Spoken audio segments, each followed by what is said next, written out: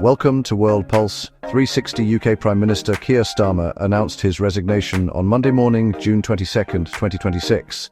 Delivering an emotional speech outside 10 Downing Street, Starmer confirmed he is stepping down as the leader of the governing Labour Party. He stated that he will remain in office as Prime Minister until his successor is chosen, ensuring an orderly handover of power. The resignation timetable. According to Starmer's statement, outside 10 Downing Street, July 9, 2026, nominations for the next Labour leader will officially open. July 16, 2026, nominations will close as Parliament breaks for summer recess. By September 2026, a new Prime Minister is expected to be in place when lawmakers return. If the party unites around a single candidate, the transition could occur as early as July. Why Keir Starmer resigned. Starmer's authority collapsed following a mounting internal party rebellion and a series of bruising political setbacks. Local election disaster. In May, Labour suffered a devastating blow, losing roughly 1,500 council seats. Voters defected heavily to Nigel Farage's Reform UK and the Green Party.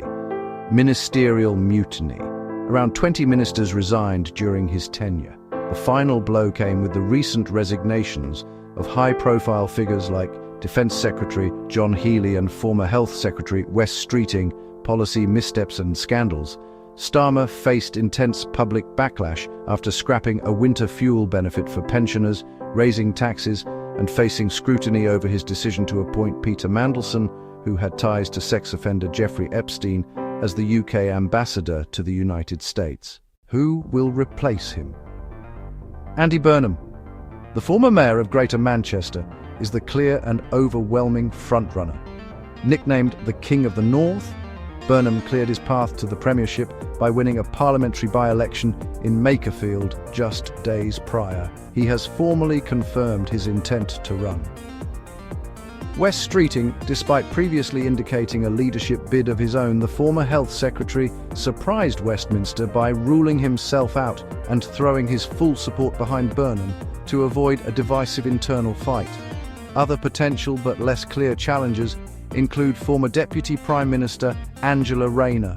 Starmer's exit means the United Kingdom will now prepare to welcome its 7th Prime Minister in just 10 years, underscoring a decade of intense political volatility in Westminster.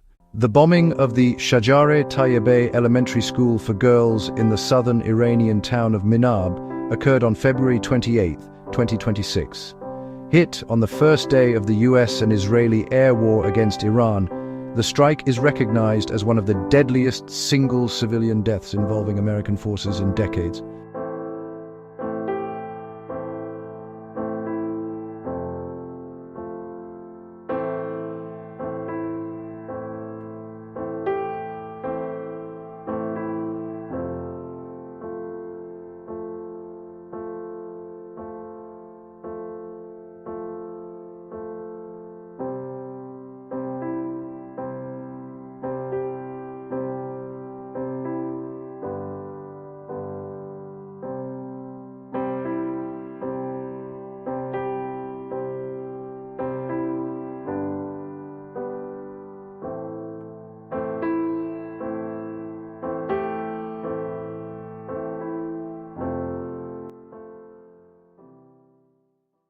The United States and Iran have signed a 14-point interim peace agreement, the Islamabad Memorandum of Understanding, MOU, to immediately cease hostilities, unblock global trade, and establish a 60-day roadmap toward a final comprehensive peace treaty.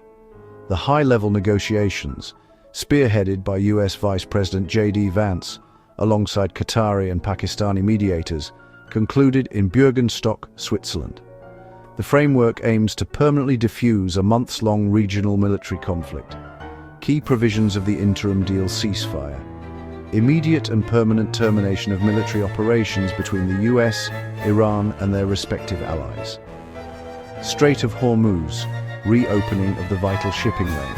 The US has ended its naval blockade, and the strait will operate toll-free during the 60-day negotiation window. Sanctions and oil relief. The US Treasury has issued a temporary waiver allowing Iran to sell oil on global markets and permitting US imports through August 21, 2026.